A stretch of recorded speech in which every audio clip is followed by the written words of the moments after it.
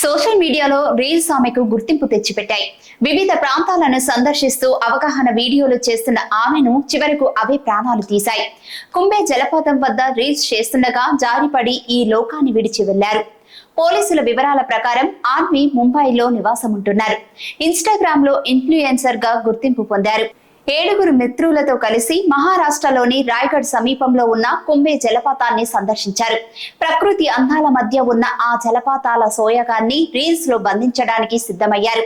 అక్కడే ఓ లోయకు అంచున నిలబడి వీడియో చిత్రీకరిస్తుండగా ప్రమాదవశాత్తు జారి అందులో పడిపోయారు. వెంటనే అప్రమత్తమైన స్థానికులు, పోలీసులు, అగ్నిమాపక సిబ్బందికి సమాచారం ఇచ్చారు. 6 గంటల పాటు శ్రమించి ఆమెను బయటకు తీసుకొచ్చారు. కానీ తీవ్ర గాయాలు కావటంతో ఆసుపత్రిలో చికిత్స పొందుతూ తుది శ్వాస విడిచారు.